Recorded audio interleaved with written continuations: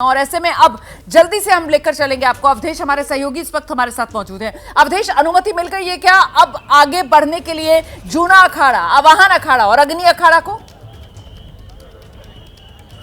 बिल्कुल, हम तस्वीरें दिखा देते हैं। अब जो निरंजनी और आनंद अखाड़े के रथ थे वो यहाँ से रवाना हो गए हैं और अब ये जो जहाँ पर हमें भीड़ नज़र आ रही है पूरा इलाका पुलिस अभी खाली कराएगी। यहाँ पर पूरा जो बीएसएफ के जवान हैं वो लगेंगे, जो पुलिसकर्मी घुड़सवार हैं वो यहाँ पर आएंगे। ये पूरा क्षेत्र जब खाली हो जाएगा तब अगले अखाड़े को यहाँ पर आने की अनुमति प्रदान की जाएगी। तो अभी तो खैर जितने रथ हैं वो यहाँ से निकले हैं, लेकिन भीड़ बहुत ज़्यादा है श्रद्धालुओं की। दरअसल जब अखाड़ा स्नान करके चला जाता है तब एक बड़ी भीड़ जो इंतजार कर रही होती है उससे स्नान के लिए भेज दिया जाता है। जब यहाँ से ये भीड़ निकल जाएगी उसके बाद इस पूरे इलाके को खाली किया जाएगा और उसके बाद ही यहाँ पर 3 जो अखाड़े बच रहे हैं संन्यास परंपरा के वो आएंगे। तो अभी कम से कम मान सकते हैं कि 15 से 20 मिनट का वक्त तो लगेगा, लेकिन आप देखिए किस तरीके से अब जैसे जैसे उजाला बढ़ रहा है, हालांकि मौसम खराब हुआ है, हल्की बूंदाबांदी हो रही है, पर भीड़ बढ़ती चली जा रही है। अब ऐसी स्थिति बन रही है कि तिल रखने की जगह थोड़ी देर में कहीं नहीं होगी। अगर हम अपनी बाईं तरफ दिखाएं तो यहाँ पर देखिए जो संगम नोज है, जहाँ पर गंगा यमुना सरस्वती का तट है, दरअसल जो भीड़ आपको नजर आ रही है वो आम श्रद्धालुओं के लिए स्नान घाट है और जो हमारे और इधर बगल में इलाका है ये साधु संतों के लिए और अखाड़ों के लिए आरक्षित किया गया है। तो ये जो क्षेत्र है ये साधु संतों का है। पहले जो क्षेत्र हमने दिखाया वो आम पब्लिक के लिए है। तो ये पूरी तस्वीर और इन सब के बीच एक जो यहाँ पर बड़े हनुमान मंदिर है, हनुमान मंदिर है, यहाँ की भीड़ को देखते हुए शाही स्नान की पहले ही अपील कर दी गई थी कि आप लोग शिखर दर्शन कर लें केवल, क्योंकि हनुमान जी के मंदिर में एंट्री करना अभी संभव नहीं होगा, इतनी भीड़ संभाली नहीं जा सकती। कुछ श्रद्धालु हैं। स्नान हो गया आपका? हाँ सर, हो गया। हम सबसे भारत के सबसे स्वच्छ शहर हम इंदौर से आए हैं और शाही स्नान हमने कल और आज मकर संक्रांति के दिन आज किया और बहुत भीड़ है यहाँ। महाकुंभ की स्वच्छता कैसी लगी आपको? अच्छी लगी। योगी जी का जो बहुत बहुत धन्यवाद, मोदी जी का बहुत बहुत धन्यवाद। और कहाँ से आए आप? सर मेरा नाम लवली भीम सिंह है और मैं आर्टिस्ट हूँ। मैं मतलब सिंगिंग करता हूँ 2 आवाज़ में। तो फिर महाकुंभ पर कुछ गा दीजिए। जी जी ज़रूर। जो है सबसे पहले तो ABP न्यूज़ को जितने भी लोग देख रहे हैं उनको सभी को मेरा इस तीर्थराज प्रयागराज की पावन धरा से जो है लवली भीम सिंह का सादर प्रणाम है। और मैं महाकुंभ का अपना प्यारा सा एक भजन अपनी 2 आवाज़ में सुनाना चाहूँगा सभी भक्तों को मकर संक्रांति के शुभ अवसर पे। जो मोह जनित दुख नष्ट करे, जो मोक्ष का मार्ग प्रशस्त करे, जो मोह जनित दुख नष्ट करे, जो मोक्ष का मार्ग प्रशस्त करे, मन के पापों को धोने की आई वो पावन बेला। चलो चलो चलो चलो महाकुंभ का मेला।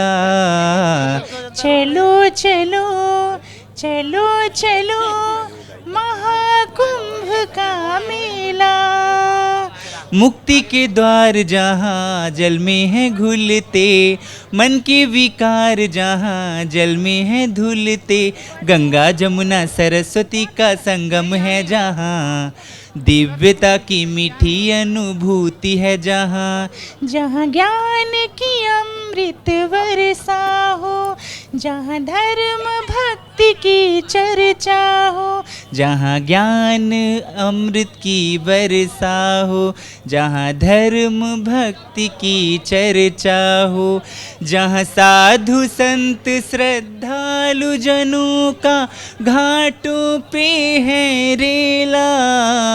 चलो चलो चलो चलो महाकुंभ का मेला। भीम जी देखिए ऐसे लोग महाकुंभ में ही मिलते हैं जी। कि जिसकी कल्पना नहीं की जा सकती वो चीज़ें होती है। तो ये भी महाकुंभ की खूबसूरती है। मैं तो मानता हूँ कि जो महाकुंभ के बारे में कहा गया कि बिछड़ जाते लोग, ये तो मिलने वाला मेला है। बहुत सारे ऐसे लोग मिल जाते हैं जिनकी कल्पना शायद हमारे मन में नहीं होती है। बिल्कुल। और लवली भीम सिंह तो बिल्कुल अनोखी प्रतिभा के धनी निकले यहाँ पर। किस तरीके से उन्होंने 2 आवाजों में महाकुंभ की जो शान है उसी का बखान किया है। और स्टूडियो में मेरे साथ लगातार भव्य बने हुए हैं वरिष्ठ पत्रकार हैं उन्हीं से जरा समझ लेते हैं जिस बात का हम पहले जिक्र कर रहे थे, जूना अखाड़े को लेकर आप जो बात कर रहे थे कि वो एक प्रगतिशील अखाड़ा है और इसीलिए किस तरीके से महामंडलेश्वर, चाहे वो किन्नर महामंडलेश्वर हो, दलित महामंडलेश्वर हो, महिला महामंडलेश्वर हो, सबको कहीं ना कहीं उनका अधिकार देने का काम जूना अखाड़े ने किया। जैसे महिला बाड़ा है जूना अखाड़े में, शैलजा जी उसको हेड करती हैं। हाँ। इसी तरह किन्नर सबको पता है, लक्ष्मीकांत जी उसके आचार्य महामंडलेश्वर रहे, इस तरह के। लेकिन असली चीज नागा, थोड़ा नागा डिस्कस करते हैं, हाँ। क्योंकि नागा बहुत इंटरेस्टिंग चीज है। अब हर अखाड़े में एक धूनी लगती है, उस धूनी में भस्म निकलता है। तो जब शुरू में आह्वान अखाड़ा बना और उस समय ये तय किया गया कि भाई कुछ लोगों को इस तरह युवाओं को जोड़ा जाएगा और अग्नि अखाड़े में लाया जाएगा, तो वो धीरे धीरे अपने वस्त्र त्यागते गए, वो दिगंबर अवस्था जिसको कहते हैं उसमें आते गए। और जब उन्हें ठंडक लगती थी तो वो धूनी के आसपास बैठ जाते थे, धूनी रमा लेते थे। हाँ। तो आज भी जो 13 अखाड़े लगते हैं सब, लेकिन ये अस्तित्व में क्यों है? क्योंकि आपने बताया कि शस्त्र तो इन्होंने बाद में उठाया। हाँ, लेकिन शुरू में इसकी जरूरत आ गई थी, क्योंकि सन्यासियों को हमेशा एक सप्लाई है, समाज से एक सन्यासियों की सप्लाई अखाड़ों में हमेशा होती रही है। तो समय समय पर जब ये लगता था कि इस समय जोड़ने की ज़रूरत है, तो ये संत समाज में जाते थे और लोगों को ले आते थे। नव युवकों का जुड़ना बहुत ज़्यादा संख्या में 14वीं शताब्दी में हुआ है, जबकि मुगल आक्रांताओं के कारण कुछ इस तरह की परिस्थितियाँ। तो नागा धूनी के इर्द गिर्द रहता था, भस्म अपने शरीर पे लगाता था, और इस कारण धीरे धीरे वो दिगंबर स्वरूप से नागा स्वरूप में चला गया। अब इसमें बहुत सारे ऐसे नागा सन्यासी हैं जो साल भर इस अवस्था में रहते हैं, और बहुत सारे ऐसे हैं जो आश्रम में जाते हैं और वो दिन के कार्य करते हैं, कपड़ा पहन लेते हैं। तो नागा जीवन एक कठिन जीवन है। हालांकि और भी धर्मों में अब नागा, जैसे जैन धर्म में आप देख सकते हैं, लेकिन बहुत सारे ऐसे सन्यासी हैं जो आश्रमों में लौट जाते हैं और रमता पंच बन के घूमते रहते हैं, और फिर जब कुंभ आता है तो फिर चले आते हैं। तो इस तरह से नागाओं का जीवन रहता है। मतलब वो पूरा जीवन बिना वस्त्र के नहीं गुजारते हैं। आप कह रहे हैं जरूर, उनमें से कुछ बिल्कुल, जो है वो दोबारा वस्त्र धारण कर सकते हैं। बिल्कुल करते हैं, और आप मेले सामान्य जीवन जीते हैं। सामान्य जीवन जीते हैं, और उसके बाद असामान्य मतलब आश्रमों का जीवन, सन्यासी के तौर पर सीधी सी बात है। क्योंकि अब उस तरह के सन्यासी कम रह गए हैं, लेकिन हाँ बहुत सारे तपस्थलियों पे, अगर आप कहते हैं हिमालय की ओर चले जाइए, गुजरात की ओर चले जाइए, माउंट आबू की ओर चले जाइए, साउथ में ऐसी बहुत सारी जगह हैं जहाँ पर वो जाकर तप करते हैं। नागा अभी भी तप करता है। और नागा का तप क्या तप है?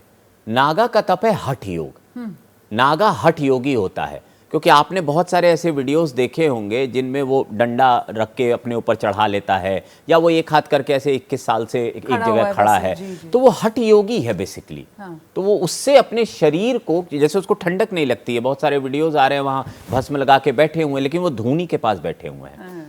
तो नागाओं ने एक अलग तरह की, हर अखाड़ों में नागाओं ने एक अलग तरह की स्पेस बनाई हुई है, और उनको मान्यता ये दी जाती है कि ये शिव के सीधे वंशज है। बहुत सारे लोग नागा और औघड़ को एक मान लेते हैं, ऐसा नहीं है। नागा बिल्कुल अलग है। नागा की एक अवस्था परमहंस की अवस्था है, जब उसको किसी भी मोह माया की कोई जरूरत नहीं है। औघड़ बिल्कुल अलग है। औघड़ ये मानता है कि शिव की बनाई हुई हर चीज वो खा सकता है, पी सकता है, या जो भी कर सकता है, मदिरा भी पी सकता है। लेकिन नागा के बहुत सारे अनुशासन हैं, और वो कुंभ में ही देखने को मिलते हैं।